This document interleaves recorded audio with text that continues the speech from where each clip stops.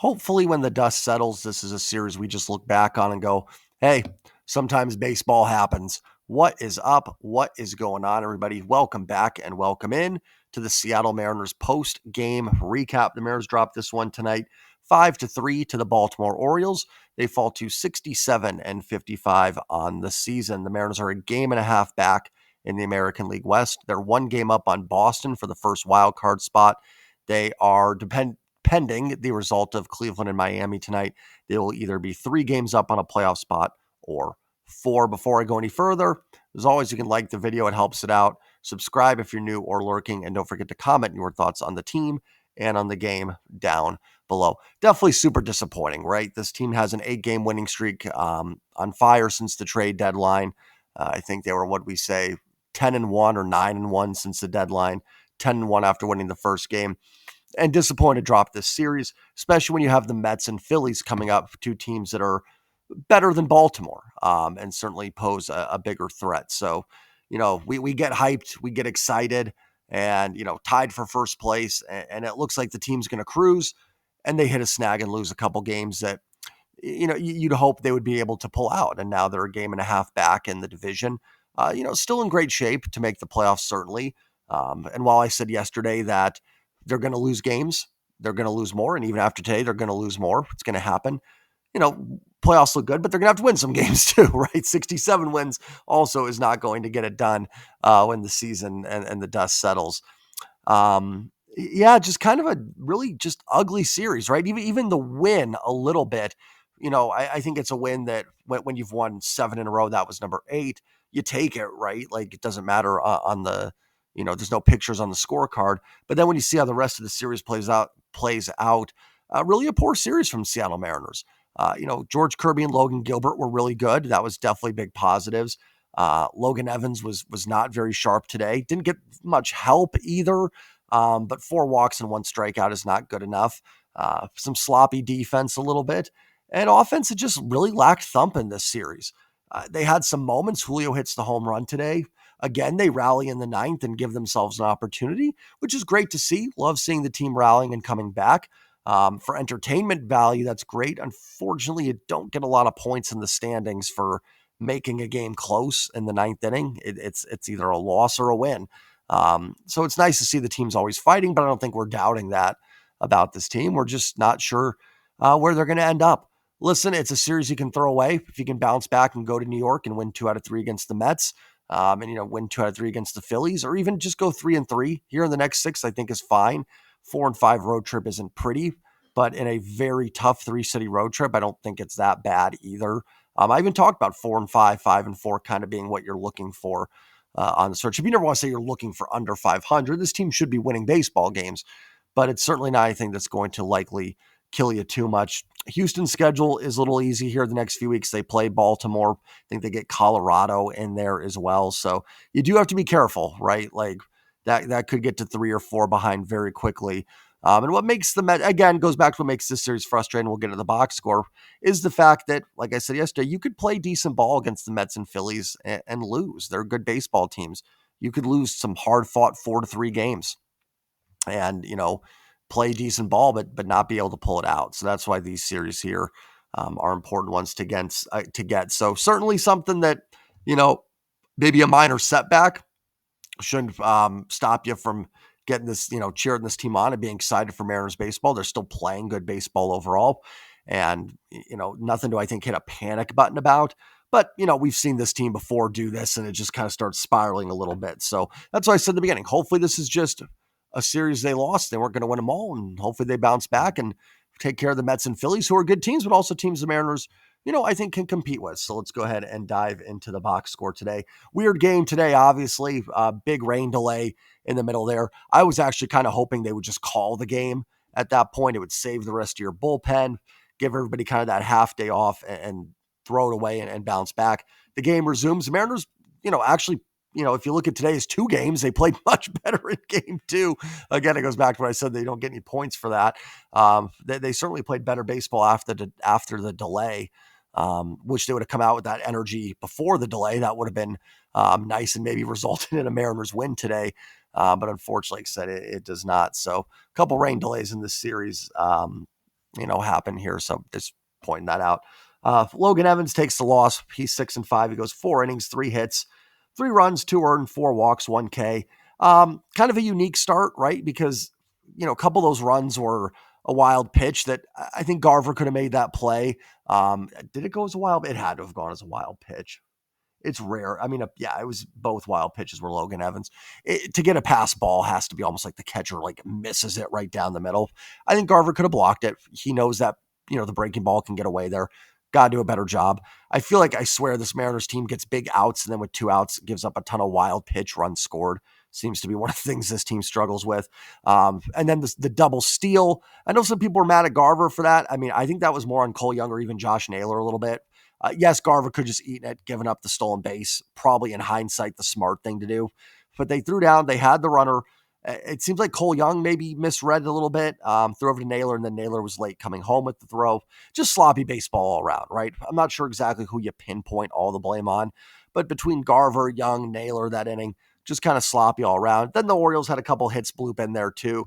So as far as that goes, Evans was fine, right? Like, the wild pitch, the double steal, the bloop.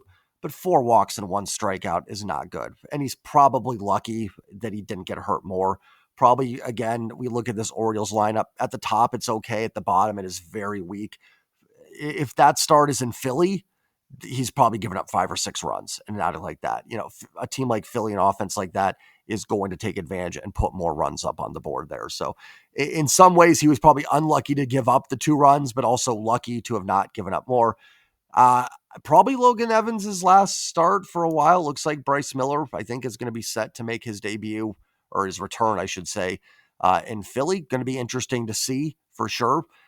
Miller certainly gives you a lot more upside than Logan Evans does. There is some downside too. The fact that this year when he's pitched, Bryce Miller has probably been worse, right? He has just not found it at all this season, but the velocity looks good in Tacoma. And hopefully he's ready to rock and roll and gives the Mariners some good starts. And if you can get Bryce Miller back to what he's been, then that's a huge boost for this rotation that can go 5 deep here for the final 5 weeks of the season. Vargas was poor in his inning of work. Granted, a lot of rain coming down there, but 1 inning, 1 hit, 2 runs, all earned, 2 walks, and I think a hit by pitch.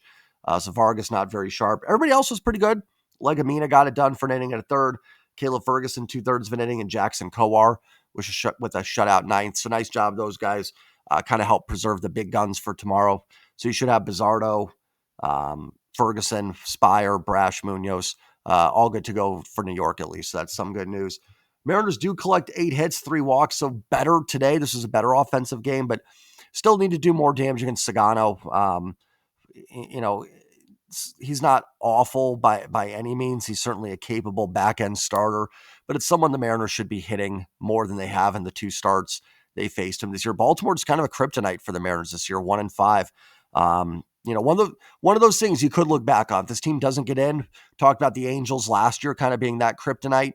This would be a team in Baltimore that you go 1-5 against the Orioles. That could certainly do it if the team doesn't manage to get in the playoffs. Randy was 0 for 4 with a walk and an RBI. The RBI was a little lucky because the Holiday and I think Gunnar Henderson just mistimed what should have been a double play ball. Mariners will take it. Naylor was 2 for 5, got thrown out on that single in the first inning. Unfortunately, had some crucial at bats late. Those 2 hits would have been nice if they were in that 9th inning at bat. I think he had one in the 7th as well with a couple men on. Julio 1 for 3 with a 2-run home run. Julio's OPS up to 772. He also stung a ball in I believe the 8th inning that was caught. So Julio and Naylor overall had pretty good series, I think. That was about it. Polanco 0 for 4. Polanco's in a bit of a scuffle. It hasn't been talked about much because the offense has been rolling, but he's been struggling. Need to get Polanco going. We've talked about Gino, 1 for 4 today with a base hit, but Gino and Polo are 2 guys that need to get going a little bit for the offense for sure. Nice game for Canzone, 2 for 3 with a walk. Dom on base 3 times. Garver's 1 for 4, had the hit in the 9th. I do think that, obviously Cal needs days off. No problem with Cal having one. Do you think it would have made more sense, since you're going to play Garver against a lefty, to do Cal's day off yesterday? Might have made more sense. Cal's been scuffling too, right? And maybe Cal needed the day off today. Maybe he asked, who knows? Not in the clubhouse or anything like that, but I think it might have made more sense yesterday than have Cal catch today. Maybe they wanted the day off, so Cal's good to catch all six. New York, Philly, who knows? JP 1 for 4. Cole Young 0 for 3. Seems like he's slumping maybe a little bit too. I'd like to get Cole Young back going.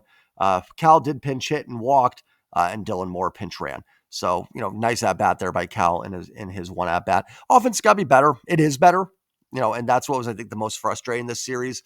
Even if you want to include Logan Evans here, you had 13, 17 innings from your starting pitchers this series where you only gave up 3 earned runs. Again, Evans wasn't great, but at the end of the day, if you don't give up the runs, that's what wins baseball games. And you lost 2 out of 3. That's frustrating. Camden Yards is a place where it feels like you should be able to hit a little bit for the Mariners. Only 1 home run in this series. In fact, I think only 2 home runs total in this series. Mountcastle yesterday and then Julio today. Would have been nice to see a couple of the lefties pull one over that scoreboard there in right field. Unfortunately, just didn't happen today, or really in this series for the Mariners. So, they'll be better, but it's definitely, we have talked about with this offense that even with the additions, it still has streakiness in it. When you have a lot of swing and miss type guys, it does lend itself to this. And we've seen it. When this offense is hot, there's nobody better, but it still does have some cold streaks. And that's where you need Gino to be better. You need Cal to get on a streak here. Polanco's another one. If you can get those guys dialed in a little bit, the offense is going to be fine. So let's check in real quick. Let's see if I have an update on Miami and Cleveland here. 5-4 Cleveland, top 7. So still close enough. We'll see how that one plays out here, and that'll determine where the Mariners are.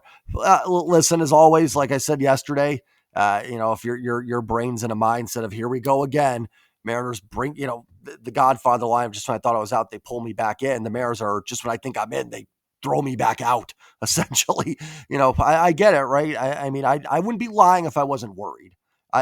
This team just, again, something I said in the beginning of there, if they were 4-time defending AL West champs, I'd probably even bat an eye at this, honestly. I'd say, guys, this is baseball. But I've too many times seen it where we say that about the Mariners, and I've come on here for the 2 full years I've done these videos and said, hey, relax, it's just baseball, it happens. And then 7, losses the next 10 games later. It's like, can these guys get a win? And it's not like they're getting blown out. There are opportunities in these games, but, got to get it turned around here, and it's going to be tough. You're playing 2 good teams here. Mariners should be a good baseball team, so no reason they can't do it. But, I certainly don't blame you if you're rolling your eyes a little bit at this ball club. They do seem to lose games that you put in that ticker of, man, that one's going to come back to bite you. But on the positive side, they weren't going to win if you want the more positive view, and this is what I try to get my brain on, is like they weren't going to win every series. Losing to Baltimore doesn't mean, I know some people get in the mindset of like, oh, well, if they lose to Baltimore, are you going to beat the Mets and Phillies? Not how baseball works. Maybe in football a little bit, I can see that, but we see it all the time. Weird things, happen in baseball constantly. So, and it's not weird if the Mariners beat the Mets or Phillies. That wouldn't be weird at all. The Mariners are a very good baseball team. And Baltimore was, 3 kind of coin flip games, and they were on the wrong end of 2 of them. Even today, like you look at some of it, Baltimore gets the run on a wild pitch and a weird double steal. Gunnar Henderson has a double that just goes off Gino's glove a little bit. Julio and Dom both had some line drives that were caught. Polanco had one to the warning track. It does happen, but there's not enough games left to really look for silver linings, and it goes both ways, right? Just as every win, there's not enough time anymore to go, oh, well, they could have done this better. They got to win. Same with the losses, right? We can't really sit here and go, well, they did this really well in this game. Only 39 left of them. You don't have time to work through kinks anymore, and whatnot. So we'll see Bryce Miller back soon, Luke Raley, Victor Robles. Hopefully that sparks, and hopefully they come back, get a W tomorrow in New York, and get us a little bit back in the right direction, at least feeling good about the team that we all dread. We all dread it, but hopefully it's nothing. Like, comment, subscribe. Hopefully the team bounces back in the next series in New York. I'll be here to recap it. I already said the like, comment, subscribe, so I did that super awkwardly, but please do that. And as always, go Mariners.